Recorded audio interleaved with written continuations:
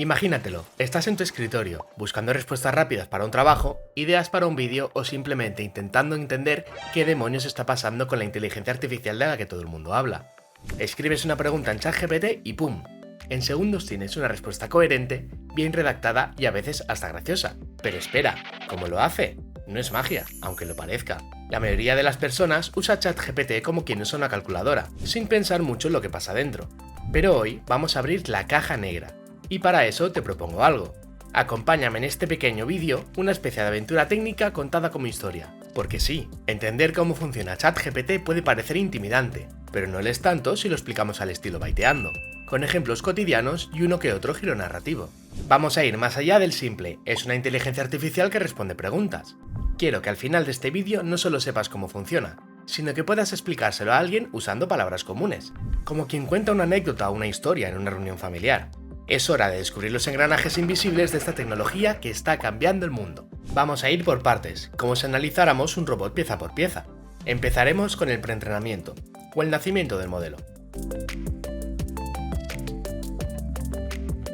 Imagina a ChatGPT como un estudiante insaciable, con una curiosidad infinita.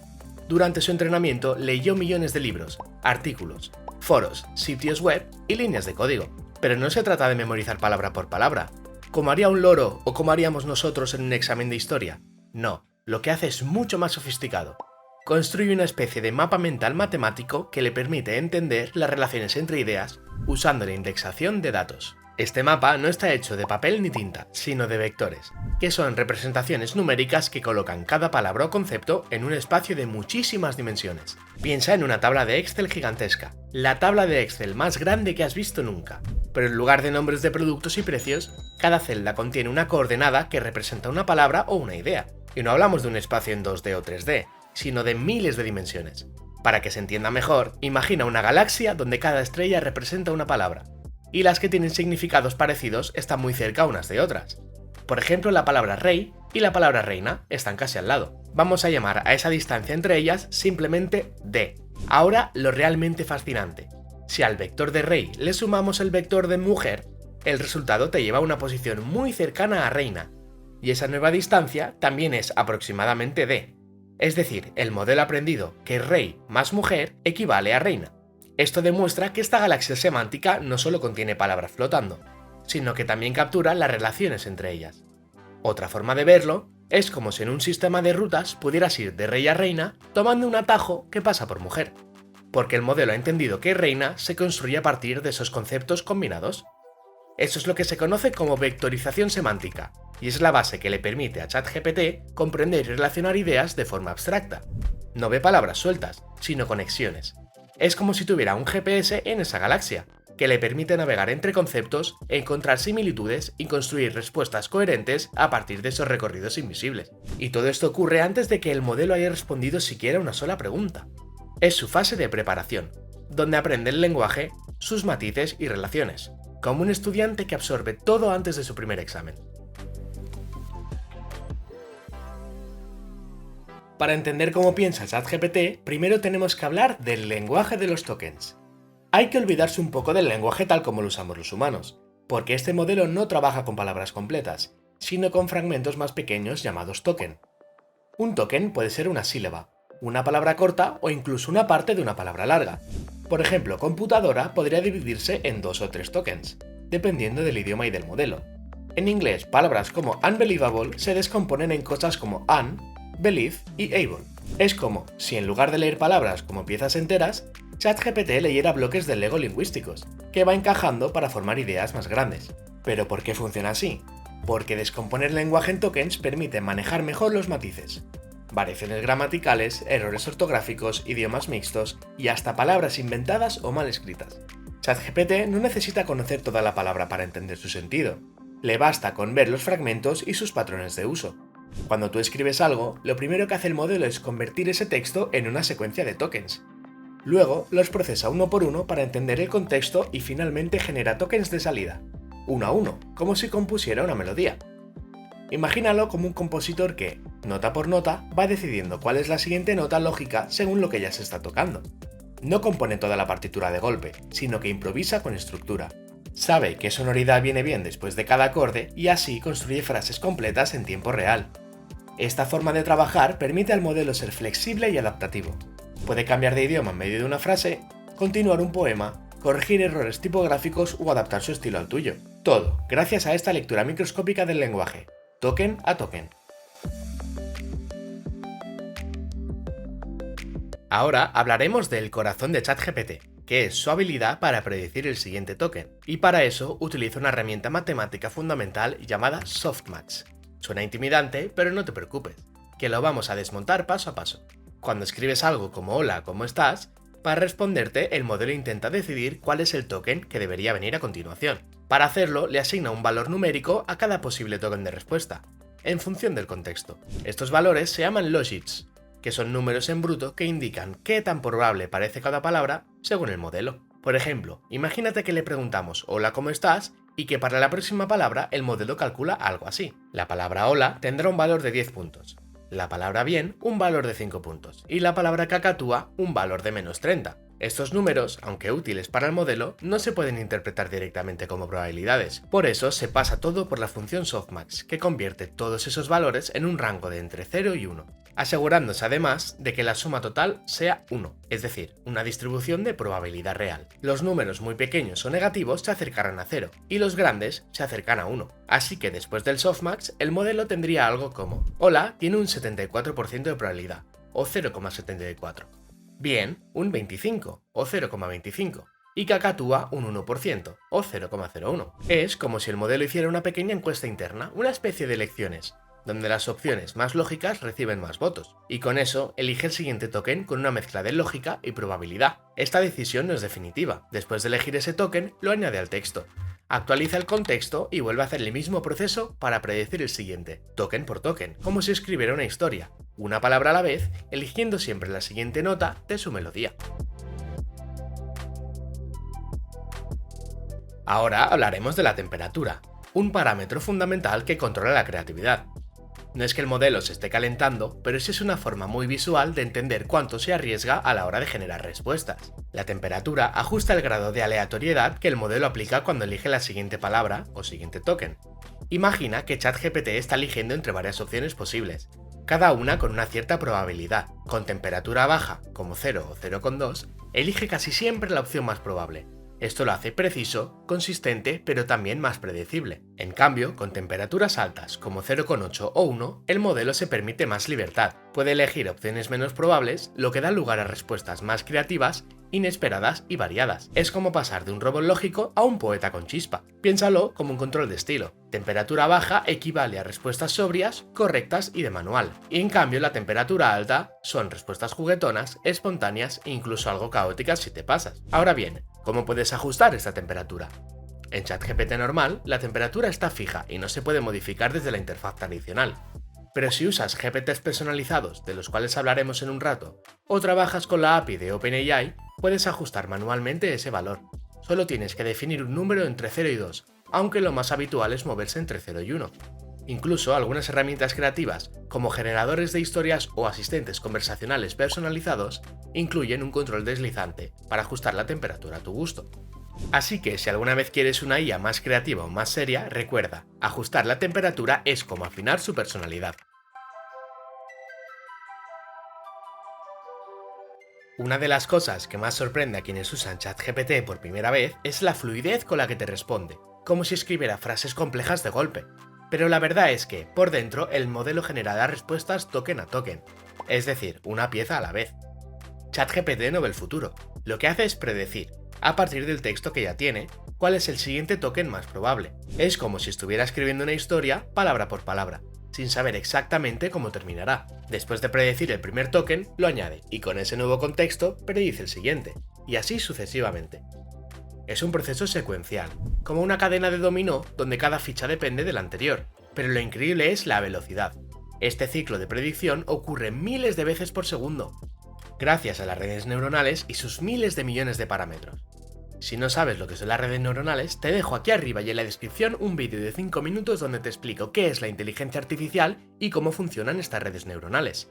Ahora, siguiendo con este proceso secuencial, una buena forma de describirlo sería esta. Imagina un autor muy rápido, escribiendo un cuento en tiempo real, tomando decisiones basadas en todo lo que ya ha escrito. No tiene el final planeado, pero va improvisando con gran habilidad. Y un dato más, esa predicción token por token es lo que permite que el modelo se adapte a cualquier estilo, tono o tema en tiempo real. No hay plantillas y no hay respuestas prefabricadas, todo se genera al vuelo, como si estuvieras viendo una mente artificial escribir en directo con cada pulsación. Ahora hablaremos de la memoria de corto plazo, porque aunque parezca que ChatGPT recuerda lo que le dijiste antes, eso solo es cierto dentro de una ventana de contexto. Esta es la cantidad limitada de tokens que el modelo puede procesar a la vez. Piensa en ello como una pizarra con espacio limitado. Si escribes demasiado, tienes que borrar lo anterior para hacer espacio. Todo lo que quede fuera de esa pizarra desaparece de la memoria inmediata del modelo. Para solucionar este problema de poca memoria, ChatGPT recurre a un pequeño truco, en el que cuando tú le preguntas algo en medio de una conversación, él mismo pega los últimos mensajes de la conversación sin que tú los veas, y se dice a él mismo que use todo lo que sea necesario para responder a tu pregunta. Se vería algo como tu nuevo prompt más las últimas X preguntas y respuestas del chat, más usa esas preguntas y respuestas como contexto para resolver el nuevo prompt. Esta última parte tú no la verías, que es la que habilita a ChatGPT a tener esa pequeña memoria para ayudarte en preguntas que le has hecho antes. Hemos visto cómo ChatGPT puede recordar partes de una conversación en curso pegando los últimos mensajes en el prompt, como hemos comentado hace nada. Pero eso es solo una memoria de corto plazo, que se borra al terminar la sesión. Pero ¿qué pasa si queremos que recuerde tus gustos, tu estilo o información clave incluso cuando vuelves días después?